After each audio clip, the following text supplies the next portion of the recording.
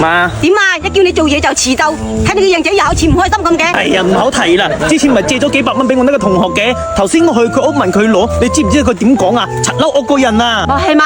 佢點講啊？佢話我唔等呢幾百蚊用喎，又話使唔使日日過禮問啊？有就一走俾翻你啦咁喎，你話激唔激啊？你點會識得呢啲人㗎？馬雲夠有錢啦，咁借佢啲花唄係唔係唔使還啊？當初我都話你㗎啦，唔好亂咁借啲錢出去，特別啲親戚朋友啊，容易借錢借出仇人㗎。你又唔信，成日個口講救世主咁樣，呢個借幾百，嗰個借幾百，就唔見你俾幾百蚊我。我點知佢會咁㗎？10幾年感情啦，佢後尾仲同我咁講喎，話銀紙就冇啦，命就有一條，你嚟攞啦，仲激死人啊！咁呢啲人都已經走到絕路落，咪咁樣講，你咪當買個教訓咯。佢係有心還走，已經還啦，邊有咁多借口啊？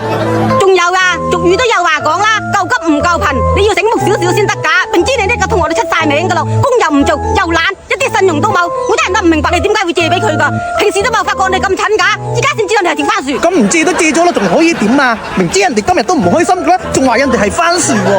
啊，係咁先啦，我心情做嘢啊，我放住啊，有心情先。喂，你個巨仔包休撚之後偷懶，下次仲一定記住啊！借咩都冇借錢抽㗎。知道啦，你放心啦，我借老婆我都唔借錢。